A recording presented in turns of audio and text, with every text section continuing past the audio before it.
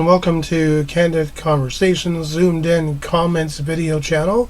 My name is Cliff, and today I'm going to address a very interesting topic that's ongoing at the moment, and it is about a gentleman who has done something, in my opinion, that is completely and utterly and absolutely stupid. This young man has done something so dumb it will probably end up getting him killed. I'm talking, of course, about Travis King. Travis King has done a stupid thing. That's what I'm going to name this video, because technically speaking, that's what he's done. He's done a stupid thing. The private second class of the Armed Forces of the United States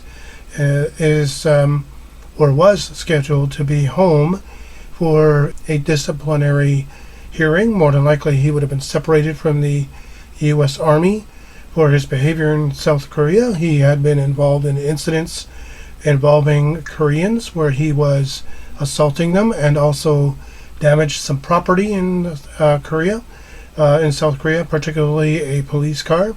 He was fined for this, and he almost served some time in a labor camp, but I believe he did pay the fine, or something to that effect that did occur.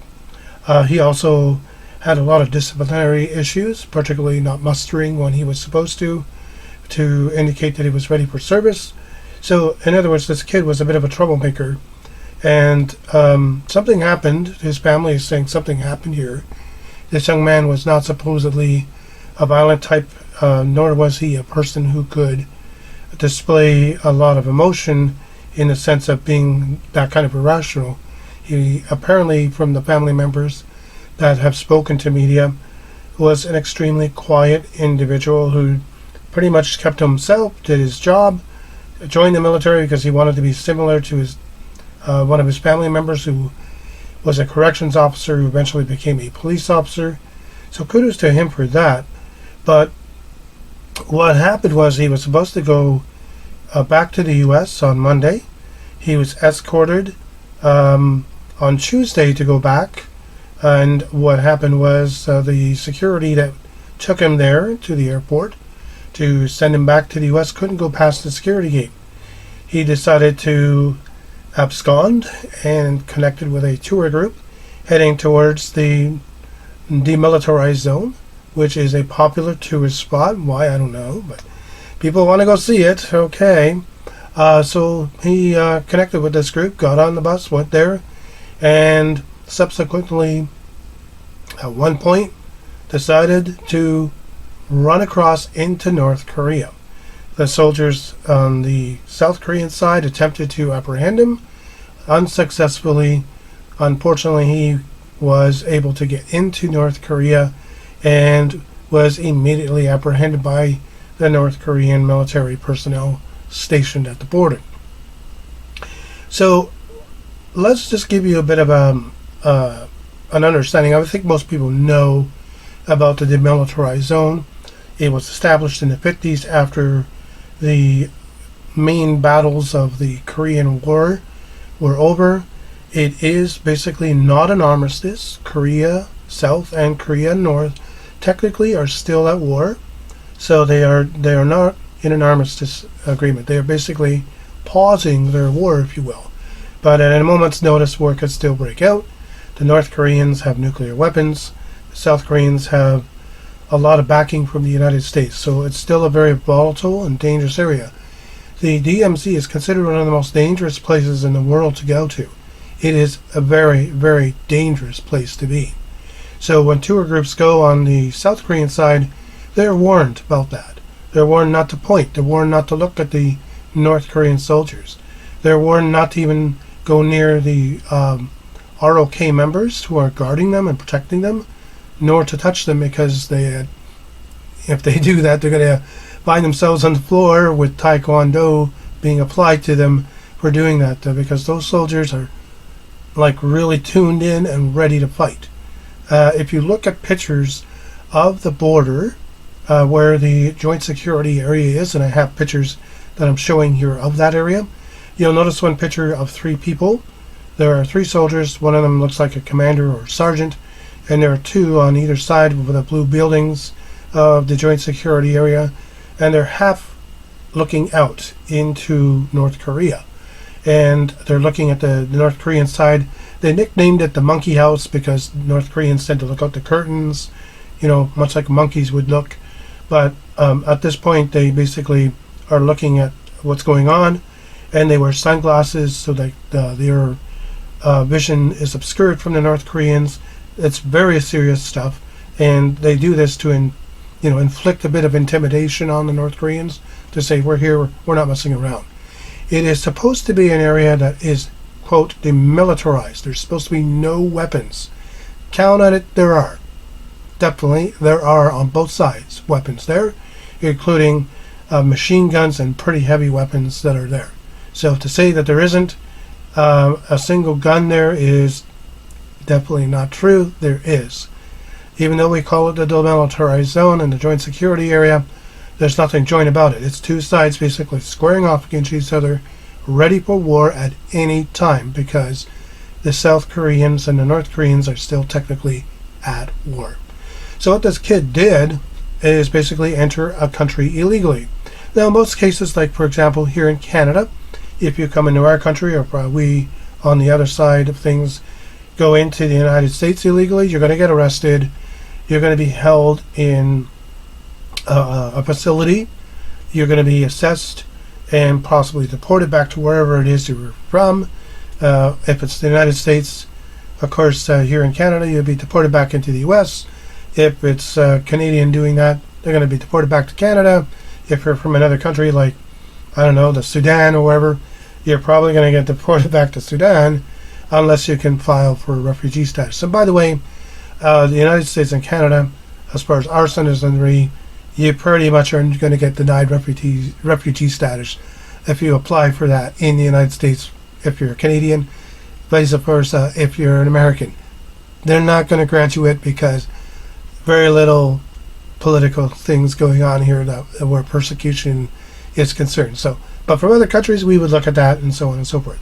But countries like North Korea and even China and some other communist-ruled places are particularly sensitive about their border, and going into that country is definitely a bad idea illegally. Now they do tours. I have seen this. Vice actually did one years ago. They actually got into North Korea and they did a tour of North Korea. It's nothing more than a propaganda jaunt, or junket, if you will. It's all propaganda. We hate the Americans. Here's why. Here's how evil they are.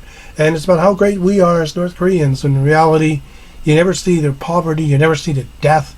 You never see the soldiers executing people for basically anything, from as simple as not crying enough for the dear leader if he dies to basically flipping the bird at a soldier. It can get you killed in that country. It is essentially, North Korea is a gulag. It's a jail. Nothing more, nothing less. It's a prison. And it's, a lot of people call it a country, but it's not. It's a prison with nuclear weapons. So to go there is, in my opinion, foolish. You can do it. You can go through China and you can actually tour the country. I wouldn't put a dime into that. I like watching videos about people who do it and who get home and such and survive that particular venture. But there are people who have even gone on tours. A fellow by the name of Otto Warmbier went there. He decided he wanted to have a souvenir. Took down a poster. He's dead. He's 6 feet under. He's dead. Because he got caught. They arrested him. He was imprisoned. He was beaten up badly. He came back to the United States in a coma. 4 days, 3 days later, dead. Understand? Dead. Gone. That's what this is going to be like for this kid. He's going to end up dead. There's no two ways about it. Unless somebody intervenes, like Sweden right now and the Americans, to get him home, and they can get the North Koreans to talk, and they're not talking at the moment. And it's a terrible, terrible thing to realize, because this country is a death trap for anybody to go to. Anybody. That's why people are trying to get out of that country. That's why their citizens, even senior diplomats, are actually trying to get out and leave, or senior members of the government are trying to leave that country whenever they get an opportunity to, because It's a jail. It's a death trap. It's violent. It's not a safe place to go to. And I'm going to actually try and get somebody who is an expert here on North Korea to explain why it more in depthly it is so dangerous to even consider even doing something as simple as applying for and going on a tourist to that country. Because bottom line too, you should understand this with regard to North Korea. If you go there, when you go there, your passports, kiddies, you need to know this, they're taken from you. They take your passports away from you. You can't hold them. And they give them back when you leave. So you really have no freedom to go anywhere. And there's always a minder with you. That's North Korea. That's what they call. They're not a democratic republic by any stretch of the imagination. So to actually go there illegally or even on a tourist group, you are taking your life literally in your hands. And even when you're on that tour group, you will notice if you look at the Vice video, and I might try and find it and link to the Vice videos about this, they are actually told you will bow before the statues, and they do, because if they don't, they know they could end up dead or imprisoned for a long time in a labor camp, because that's the kind of country North Korea is. It's not a safe place. It's not a place you want to put money into. It's not a place you want to go to. And the best thing I would say to anybody who's interested in this part of the world, watch a YouTube video. Read up on the country and get an idea of what it's really like. But to go there, I would never ever suggest this. So I would want to say my heart goes out to the King family. I hope that your son comes back well and alive, but I really hold little hope for this young man. I really truly do. I think Travis is going to end up unfortunately deceased, and I just hope that that isn't the case. And we all should be praying for him in churches and whatnot. We should be holding out the best of hope, and if we can, in some ways raise some noise and let people know in government they need to really send a message to North Korea that this kid needs to be released. Maybe they will, but at this point, the way it's going, I really truly doubt that that's going to happen. I want to thank you very much for stopping by our website and also the blog. The blog is 101candidconversations.blogspot.com.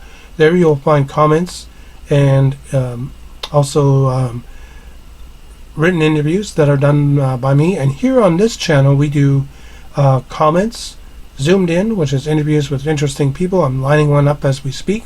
I think you'll find it quite interesting. And hopefully I'll get that up and running by next week. And of course what we do is the Candid pick, and what's really cool about that is done by AI, which is I think kind of neat. A lot of people may say, it's a little creepy, but I like it. I like using the AI features that are out there. Pictory, I think it's called. It's really, really kind of cool to use, and I'm going to continue to put those up as well. So we'll see you in the next video. Again, my name is Clip. Thanks for reaching out to this site and checking our stuff out.